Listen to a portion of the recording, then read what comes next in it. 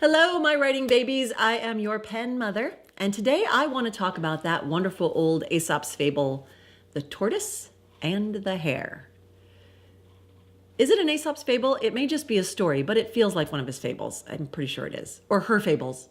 We don't actually know who Aesop was, so it's possible they were all created by a woman, or several women, or a combination of men and women, or, just some guy. Anyway, The Tortoise and the Hare.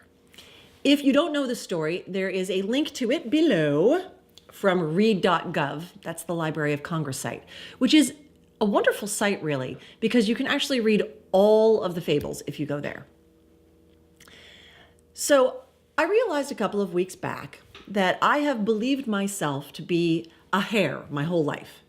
I speak pretty fast, and I move fast, and I fancy myself to be kind of a fast thinker.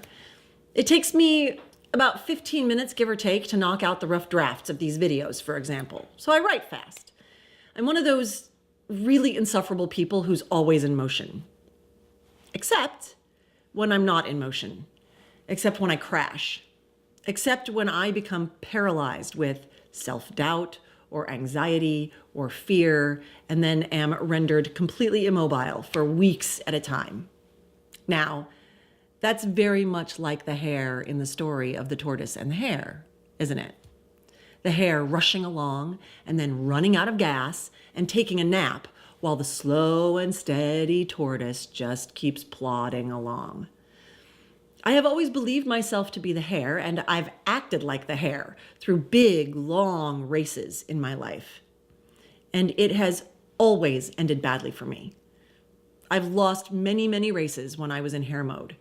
But why was I in hare mode in the first place? Well, it goes something like this, and it's pretty much exactly the psychology of the hare in the fable. I feel like I have plenty of time, and I'm a bit skittish and anxious and high-strung anyway. So I put off beginning.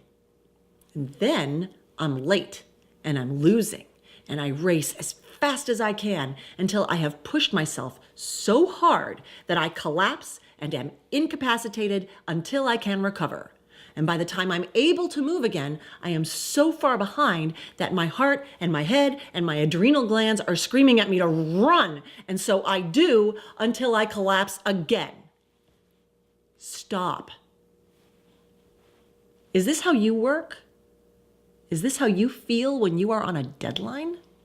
Write 10,000 words in a day and then stare blankly at the screen because you've used up weeks of brain power and simply cannot write another word. This, my hairy friends, is a terrible habit.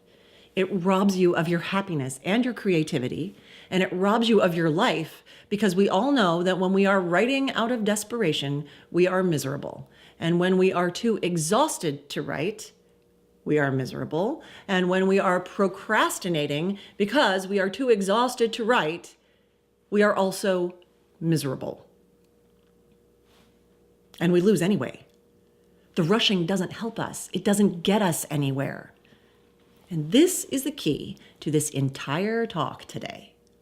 When you feel the need to catch up, when you feel that pressure to go, go, go, when you see what you think are all those tortoises crossing the finish line before you, I want you to stop.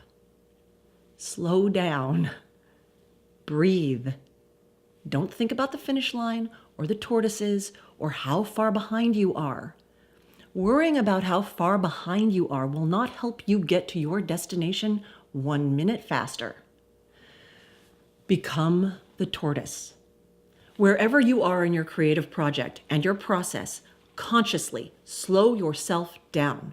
Lower your target daily word count to a number that feels so easy to you, you feel guilty for choosing it.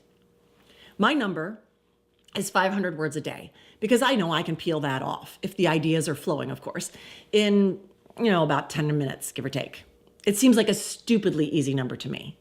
If your stupidly easy number is 100 words because you have a job and a life and whatever, then that's your pace. The tortoise wasn't tired at the end of that race. He just kept putting one foot in front of the other and didn't worry about how many times the hare passed him. He just kept going until he crossed the line in his own steady, steady time. Think about a project that you've wanted to do for a long time but haven't been able to finish.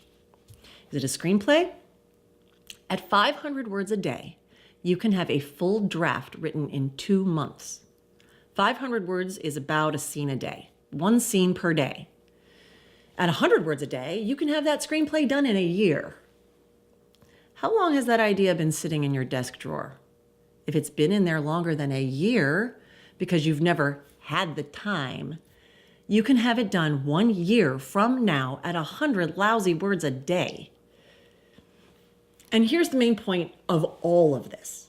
I'm not asking you to change yourself from a hare to a tortoise.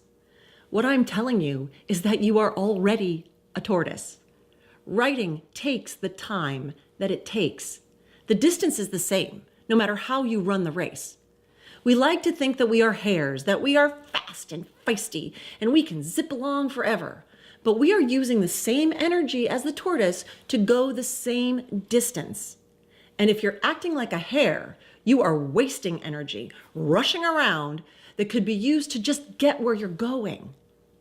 So, stop. Slow down, step by step. Be a tortoise.